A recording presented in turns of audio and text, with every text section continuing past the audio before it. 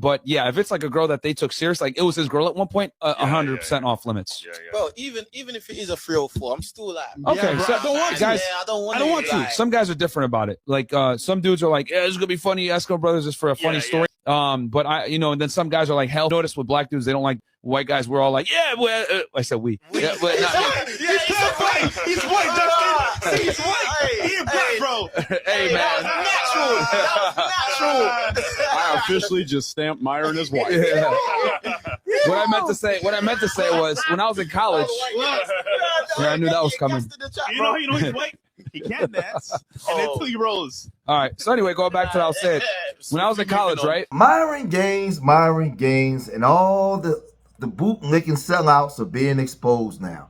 You know, these guys, they went hard for the radical right conservatives, right? They have been their mascots for some time. Now, Myron Gains, he's a Sudanese immigrant that come here, and all he did was talk down on the black community, talk down on black people, right? He says that he's black, but then he says that he's Arab. He goes through all these, these different changes. Now you just seen the video where he's claiming to be a white man. Right? To the point where they had to laugh because he's trying to go out of his way to ingratiate himself into their community and their culture, but they constantly telling him, yo, listen, what you've done as far as talking about black folks, we cool with that, but you're not one of us. You know we got to kick you out too. You're not white. You got to go. Right? They've told him this to his face multiple times, but he goes out of his way because, see, he comes from one of them countries where in the northern part of his country, they look down on the sub-Saharans, right? So he doesn't like black folks. He doesn't even consider himself black. He considers himself Arab, right? And he's went out of his way to the point now, Turning Point USA had an AmFest event where they kicked Fresh out. And then they wouldn't let, they was denying Myron access, to get in. At some point he got in, but that was before he got embarrassed. Like he was outside, they had memes of him on the phone. He wondering why they won't let him in. Because guess what? Their commander-in-chief is in office now and they don't need you no more. When they use you as a tool, when they done, they break their tools, right? They break them, right? So now he's getting exposed like this. Being a token to white supremacy is not that beneficial in 2025, and Myron Gains is learning the hard way as he was denied entry to Turning Point USA AmFest event. Fresh and Fit used to go viral weekly for their rage baiting, but they don't have that type of motion anymore because red pill content don't hit like that these days. And it's not hitting because MAGA is in power and they control everything. So now that they have no use for minorities, they have thrown people like Myron Gains to the side. And the people like him that don't know any better and that's all they do, they're trying to double down and triple down. And it's like, nobody cares anymore, bro. You served your purpose. You was a token that was spent and they don't give about you. And it's like a lot of minorities and other races that tried to align with white supremacy and MAGA have learned once they got your vote, they have not given about you. Some people that were trying to get cabinet positions didn't get that. All the people that grift to the right now have slowly been realizing, damn, I'm not hitting like I used to. And now Myron Gains can't even get into Turning Point USA. They don't have no use for people like you anymore. And when do you realize it? And see, they already know that the W folks don't have no use for them. But they'd rather be in the middle somewhere than be like those folks which they talk about us, right? He would when he had the Fresh and Fit show on, he would go and call black women midnight marauders. He doesn't deal in the dark. He had all kinds of primate words and names for black people. Say we had low IQ. He would adopt all of the racing talking points that the alt-right would use to describe black folks, and he would adopt it. And he would say, hey, I'm your Huckleberry. I'll be your mascot. I'll be the one. Put me out in front. I'll say all the stuff that you guys can say, but you get in trouble for saying it. But because I'm brown, I'll come out and do it, right?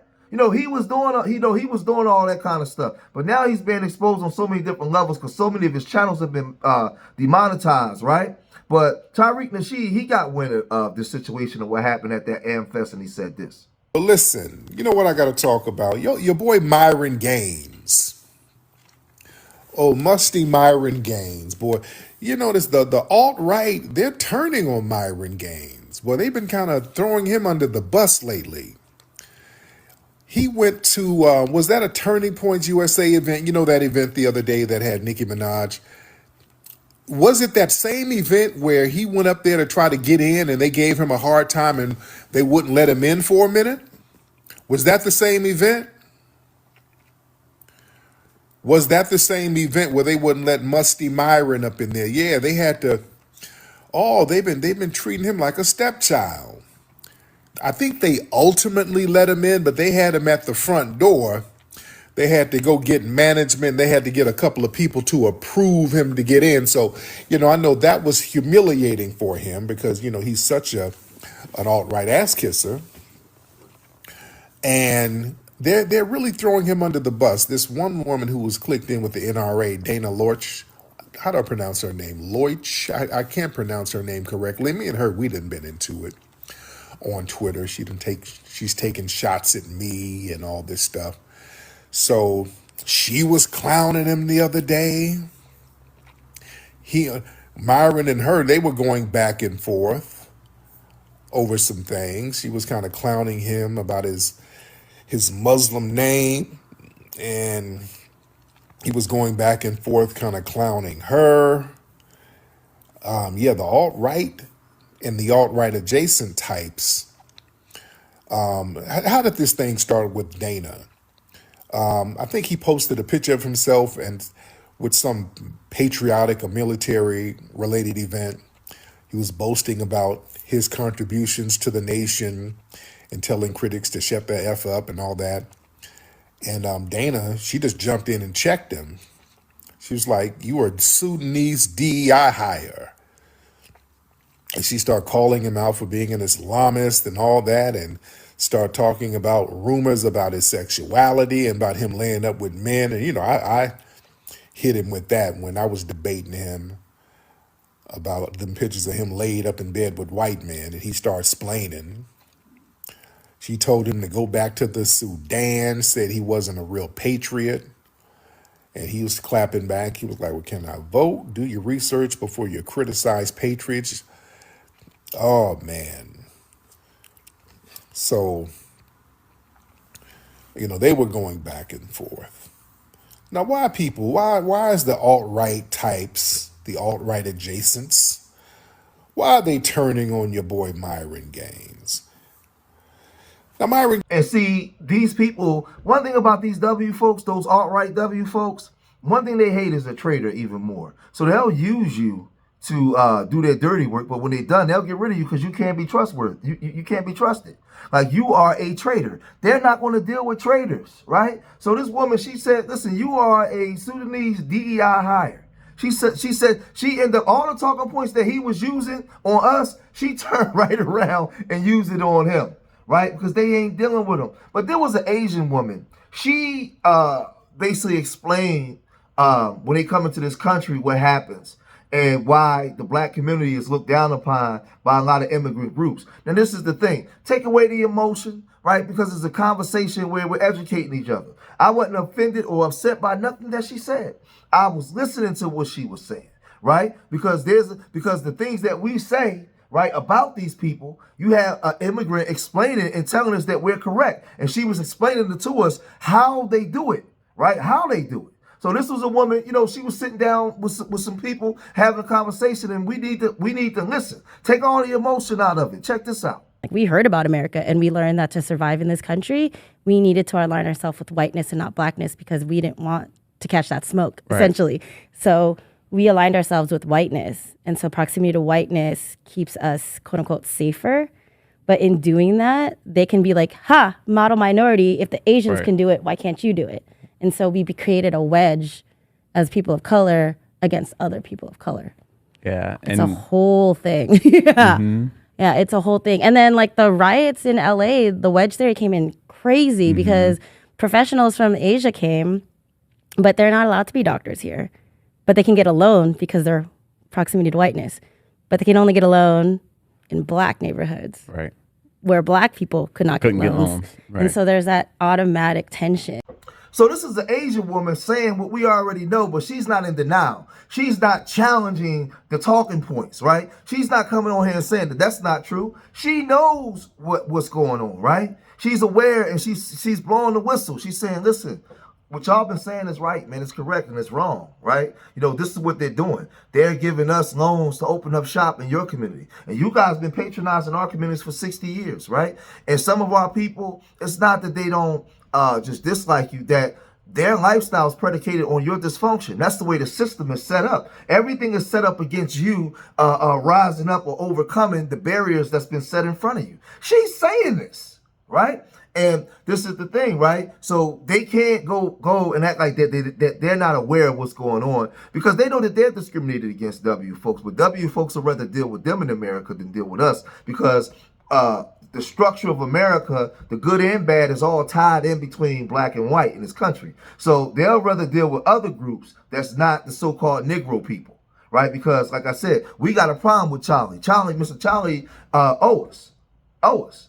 So they'd rather hire these other people. They'd rather turn it into people of color rather than deal directly with the foundational black Americans, because they know when we come in the room, you got to pay up. I mean, there has to be some changes in the room. So that's just the way it goes. But Tariq Nasheed wasn't finished. He said this. Become a liability, not an asset.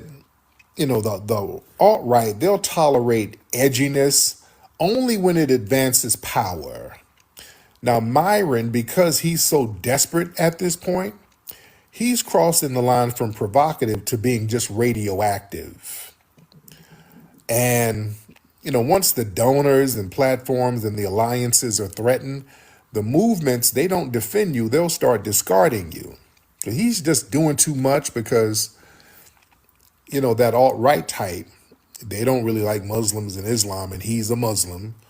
So he has to just go extra hard doing this real over-the-top provocative nonsense. He went to I think it was at the Turning Points USA event. He had on a shirt that was had like some Holocaust mockery stuff on it. So at this point, you know, that's a line even the alt-right, they don't want to cross that line at this point. You know, despite what a lot of people think, many of these right-wing fashions, they try to avoid explicit Holocaust mockery, because what happens is they know that that will trigger this deplatforming, ADL scrutiny, platform nukes, and all that shit. So Myron didn't just dog whistle, he leaned into it heavy. He was selling merchandise with this anti-Semitic stuff on it, didn't want to walk it back, and that kind of made him indefensible. You know, even with people who kind of flirt with that revisionism. Yeah. And, you know, after October 7th, post-October 7th, you know, reality changed the rules. See, after October 7th and that global spike of anti-Semitism, many conservatives, you know, they became hypersensitive. So now Myron is the sacrificial lamb to these people. So I'll tell you, as FBAs, you know, we have really very few to none allies. And we have no friends. You know, these people, they saw what was going on about 2 years ago, and they all jumped on the bandwagon. And you know, if you notice, like the Patrick Bet David podcast, Charlie Kirk before he was unalived, you know, a lot of black conservatives, everybody is talking about the black community, right? The black American community, the FBA community. Like, there's so many things going on here in America and abroad, internationally. Why are they always talking about the black community? Charlie Kirk's whole stick was the whole black community. Myron Gains is the black community. Patrick Bet David, who is an Iranian immigrant, is the black community. Why is everybody always talking about us? I thought we had low IQ. I thought, like, the world is like 10 billion people in the world. There's all kinds of things going on across America. But everybody ticket to make it is talking down on the black community. Talking down on the black community. The funny thing is, they only go so far on Israel because they know that they can't really go that deep talking about them like that, because there would be severe punishment and they would be deplatformed. But everybody can talk about us. Everybody. I never understood. Charlie Kirk and TPUSA made all that money. You went to all these college campuses talking about black people. For what? You didn't grow up in black culture. You had no proximity to black people. You weren't even around black people. But again, this is what goes on, right, amongst these groups. And a Myron Gains can come and do all this kind of stuff, but when they done with them, they just break their tools. They just break their tools. And they embarrass you, they disrespect you, they tell you that we don't need you, everything. They'll be more inclined to deal with a person like me that's 10 toes down for my group and my people, my ethnic group, than a Myron Gains that's a traitor. They'll use Myron Gains, but when they done with him, they get rid of him because he's a traitor. They don't like traitors. And they, but like I said, man, we got to do better, man, as far as not allowing these people to constantly disrespect us. Because, listen, Candace Owens did it for years. Her whole stick was disrespecting the black community, and nobody cared until she went after that other protected class, right?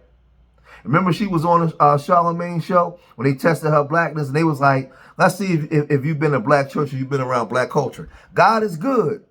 And she didn't know the other part. She would know how to say all the time. She was just like, "I don't know. God is who, what, where?" They was like, "Huh, Candace? Yeah, you shouldn't be talking about us in our community because you ain't been around us, right?" But that's all of these different groups. Everybody got something to say about the black community, but they don't know anything about our culture other than what's being presented on TV. But y'all gotta let me know what y'all think about this Myron Gains stuff and Myron Gains being exposed.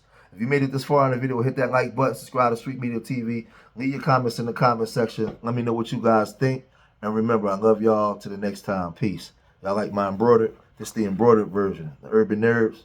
Remember, I love y'all. Till the next time. Peace.